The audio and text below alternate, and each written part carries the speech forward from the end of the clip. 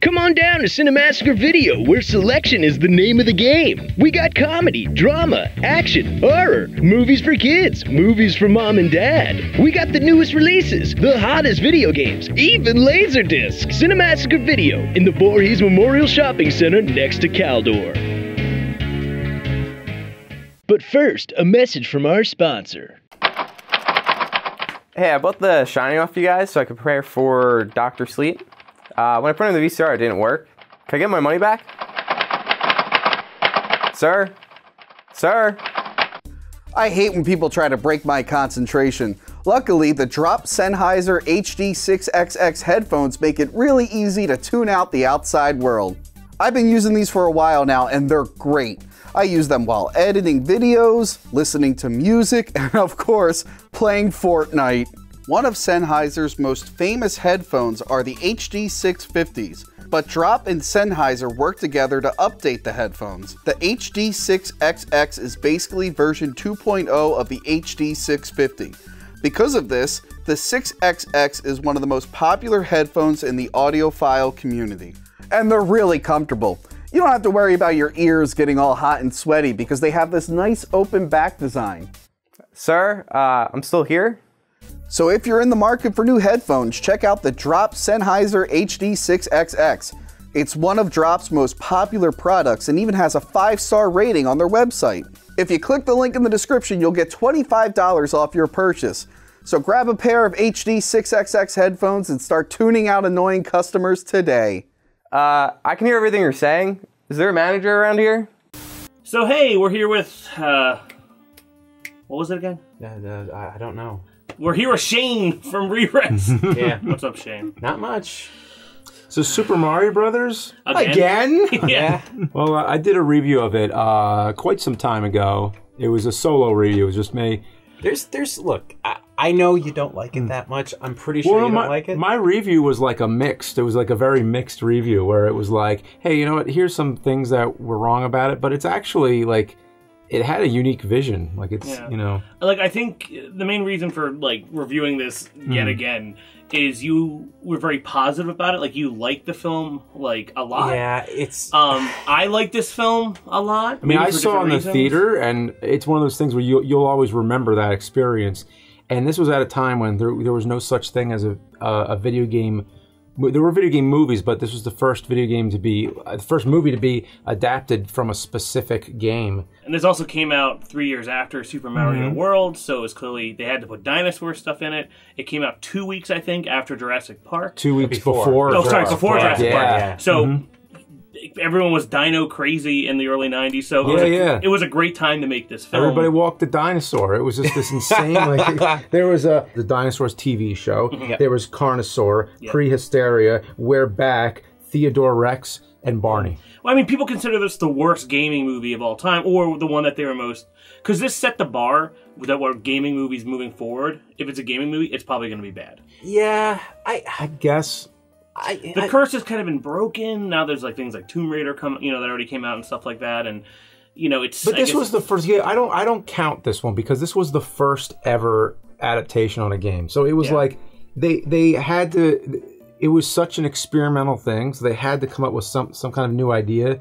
They were like, well, it's a live action movie. There already is the cartoon, the Super Mario Brothers Super Show, and that's like the game. So let's do something more live action. Let's take it in a new direction. Yeah. This is going to be the live action version.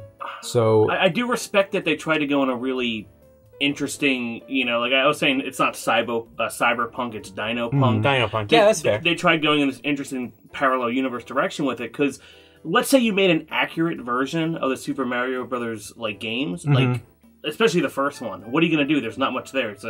He's trying to save her at the end. He's going through pipes. There's not a lot of narrative structure there, so you have to pull from it. Yeah. You want to explain the plot of the movie, I guess? All right. So basically what the movie is about is Mario and Luigi are plumbers in New York, so it's not Mushroom Kingdom yet. Yeah. But the whole premise is started off at the very beginning with the dumbest, worst animation you will ever see. It just don't get no better than this. Yeah.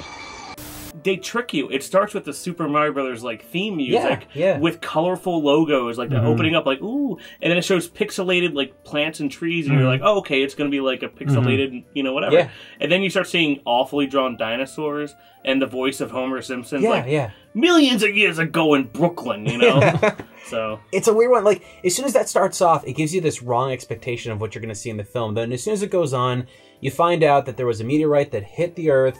It separated a portion of the Earth into 2 alternate dimensions. Yeah, well, didn't they say it was the meteor that killed the dinosaurs? Yeah. Which is a cool And they've idea. evolved. Yeah. They've evolved into people. Yeah. So. Yeah, right? Oh yeah, so there's an opposite city, like a dark city, like an opposite city to instead of Manhattan, like man, it's Dino-Hattan, like dinosaurs. And I'm like, wow, if this movie was actually called Dino-Hattan and had nothing to do with Mario Brothers, it'd be a pretty cool like cyberpunky, dinostopian kind of movie. Like when I see this movie, I know like a lot of people tend to make fun of it a lot, and I get it, right? Because I went when they said a Super Mario Brothers movie, I went to go see a Super Mario Brothers movie. What I got, and I know there's a fan base behind it now that likes it There's for a being cult following, I like it unabashedly as a sci-fi film. Like when I see it, it's like there's a lot of references and things. Oh, it's like your kid's first cyberpunk film because there's a lot of elements that look like, not to bring up Mad Max yet again on the channel, but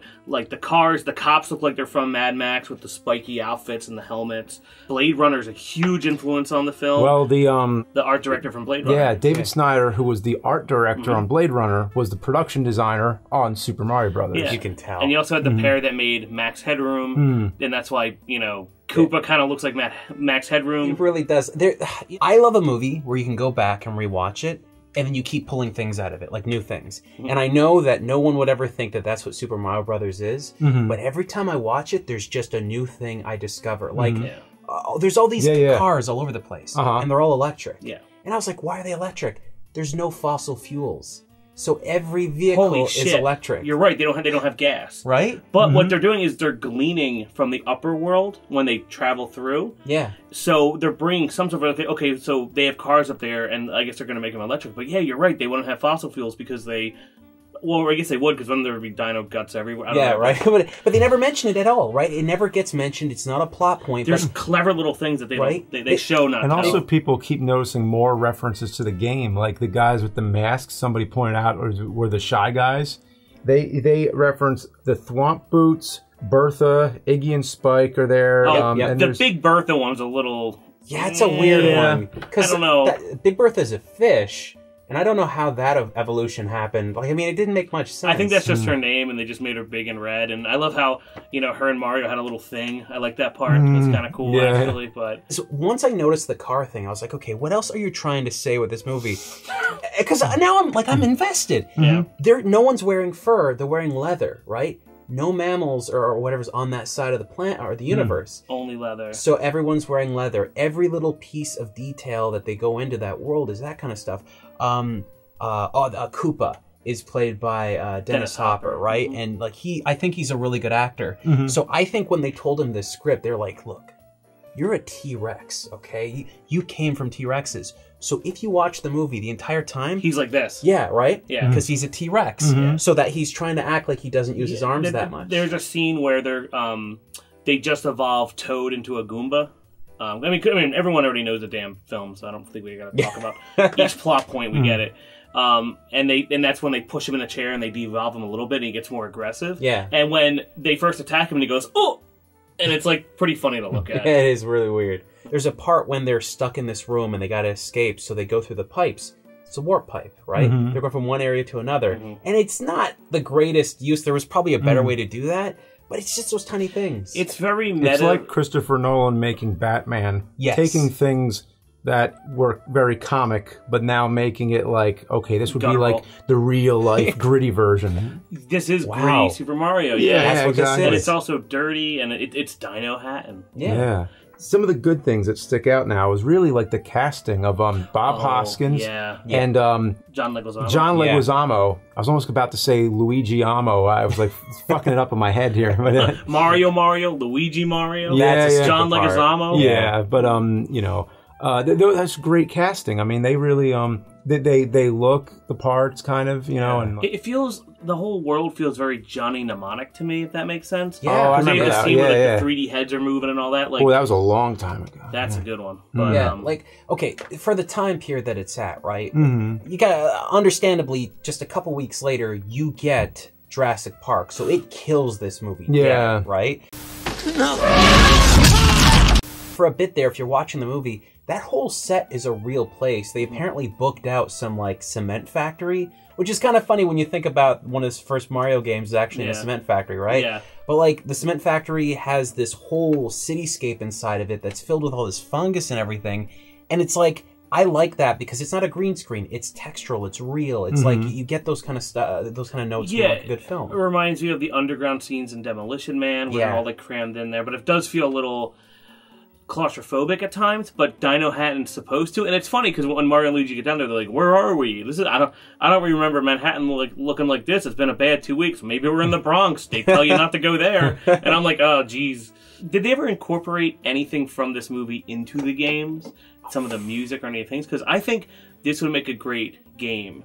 I mean, aside from Super Mario Brothers, the movie, the game. You know what? Like Street Fighter. Yeah, I'm ready. You guys know what the Super Koopa Cousins is? Yes. Yeah. At the end of the movie, there's an after credit scene, which this is before they start doing that, and they're like, "We're the Super Koopa Cousins." I was like, I want to play that game. Yeah. That'd be fun. This is the first time I ever, when I was a kid, saw an end credit scene. Because I knew there was others, like I think the Muppet movie has one. I never knew it was there until I was an adult. But then there's also the, like, kind of after the movie where Daisy comes back with the flamethrower. And by the way, all the flamethrowers look like the Elon Musk, like, boring company ones. Now they do, yeah. And the de-evolvers are the super scopes. Yeah, exactly. But, like, she comes back, like, there's going to be a sequel, like, "You gotta come with me, you're not going to believe it." And I'm like, oh, you know what? Yeah. That's a part that a lot of people are really upset with, That it's not right? Peach. Right? But, like... Princess Toadstool. Yeah. No, nobody... because that's how I remember it. When you think about the core characters from Super Mario, right? That's one of the characters you'd think would be in this movie, but that simply doesn't happen. Game Boy, Super Mario Land, right? Yeah. And that's the only one. Yeah. But they also had, I guess Mario's kind of girlfriend in the movie, she's always wearing pink, so you assume that's supposed to be Peach. Okay. It's like, I got this. This is great. I had to do research on this because I was like, I'm looking up everyone on this movie. What are more references that I've missed out on, right? But Mario's girlfriend in New York, the one that gets kidnapped, that's Pauline. That's Pauline from from Donkey Kong, right? Okay. From New Donk City. Apparently, there were several rewrites for the script. So one of the earlier drafts, her middle name is Pauline, so she's supposed to be that character. And I think they also. So I guess because Toadstool was like the king in this, because he turns into fungus, so Daisy turns into Princess Toadstool. Is that what's supposed to happen? I guess. If there was a second one? Yeah, I mean, because maybe... Princess Daisy doesn't make any sense. No, it really doesn't, but I guess that's what they were going for. You know, how it would work is, okay, we're making a movie, we gotta have some, like, a love interest. Do we have Mario falling in love with the princess? And then it's like, well, he looks a little bit older. Maybe it's better if Luigi had the love interest, so they did it that way. That. Yeah, so I think with the new theme parks and the new movie and all that stuff, a new Mario movie would be great. I hope they show some stuff from this one again. That'd be fun if they added a little references. Or even put it on streaming services again. Like, where is this movie? Like, where can you find it? It is so hard to find this movie. They took it off streaming services. You gotta have the DVD. That's the only way. You also mentioned... the Blu-ray. Yeah. There is a Blu-ray. So there's two Blu-rays. The fan community, and the fan community for this is rabid. They created a sequel comic that you can read and stuff like that. It's insane. So they made a Blu-ray in the UK, and you can't watch it over here in North America unless you've got a converter. And then there was a Japanese release of that version, and that one will work in North America. But if you want to get that, it's like $100, $200 depending on where you get it. Nowadays, looking at it, for especially anyone younger who is just finding out about it, it just seems like, oh, did you know there was a Super Mario Brothers movie? Like, it was some obscure thing. But to put you back in that time period, like when this came out, it was a huge deal. There was commercials running all the time. Ads, it was on like I forget, it was Burger King or whatever, but all the drinks, cups. The cups had it on there. There was the trailer with the "I Got the Power" song. Oh snap! I got the power. I remember seeing that. I was like, I don't know, I'm excited. I just want to see this. You know, it was like crazy. This ain't a game, or this ain't no game, or whatever. This ain't no game. Yeah, and it was a huge deal. and saw it, and it made a big impact on me for a very short time. It was like a very short window. Like you said, Jurassic Park came out so soon that after that, it was like, well...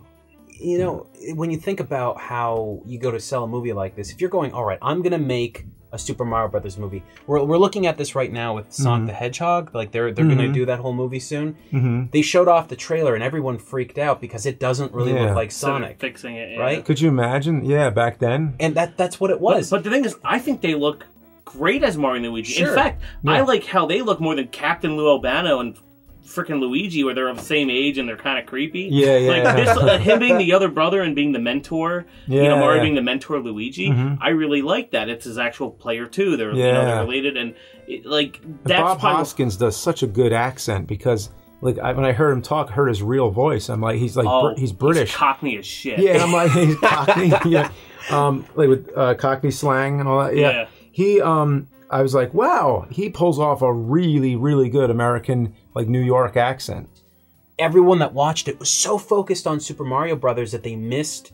What's the back notes there, right? Exactly. I'd be interested to see like an edit done of it, or like maybe with the most minor edits possible, just to change the title, like you said, the Dino Haddon or something. Yeah. I think if they were to do that, I mean, I don't know if you were to cut it out, it would be kind of weird, but like you'd have to explain, okay, why did Koopa turn like the king into fungus instead of just killing him? And why is he fungus everywhere? Because he spreads out. And they had to make it the Mushroom Kingdom. I guess that's why they did it. But there's scenes. He's constantly washing his hands, right? Like he's constantly spraying down. Yeah. He's a germaphobe because the fungus is trying to kill him, right? Like that's fun. The whole he's thing. Like breathing in spores and stuff, and and he's Lance Hendrickson, by the way. I know. For 2 seconds, I he didn't just realize shows up. that. Yeah. I love Lance Hendrickson. Yeah, this whole kingdom is just. It's Lance Hendrickson just being spread out all over the place. At the very end of the, like right at the end, you can see that he doesn't have any. He holds up his hand and he's already got the stuff in his hand. He goes and he coughs it out. He goes, oh, love those plumbers. It's like it's such a crazy thing. Like why wasn't he in the film more? I would have loved to see him get transitioned into that. You know? I'm surprised they didn't do any crazy like labyrinth style stuff where like the mushrooms turn into a head and speak and stuff like that, or like weird stuff. Yeah, like I mean, why not? You're already doing really crazy stuff, but I honestly think. Oh, see, so you want to see a third thing, which is like this, way crazier. Yeah, I want Brazil. You know what I mean? I want the nuts. But I think what they did here was that they were like, okay, we have to make this as real as possible. That's why the cars are on electric energy. That's why Koopa walks that certain way. I think that's up to the actors and the production design, but all the directing, the rewrites, all that blog, just killed the movie. Yeah, unfortunately, I think it did. Yeah, it could have been really cool. So I'm ready for Dino Haddon. I watched this again. I rewatched it before I came here.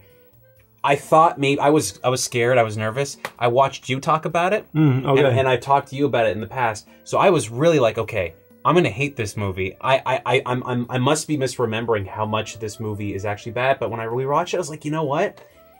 You just sit there, you enjoy it. There's so many things to pull from it that I enjoy watching it because it's one of those films that if you go back and watch it a bunch of times, you start to see new things every time. And when you see practical sets that are that epic, you're gonna have a fun time. Oh, speaking of that, practical sets, that scene where Lena with the hair and whatever, when she gets zapped by touching the meteor piece and sticks to the wall and becomes like electric and dies there, like her skeleton, which is horrifying and scared the shit out of me more than Jurassic Park. Yeah. That's actually, I guess it was filmed in North Carolina, I think, in like Wilmington. It's actually in a bar. Like they got it and put it on the wall in there. So I'd like to visit that one day. But if you're in Wilmington, North Carolina, go check that out. I think it's going to be a pilgrimage for me. Yeah, it's going to have to be sometime.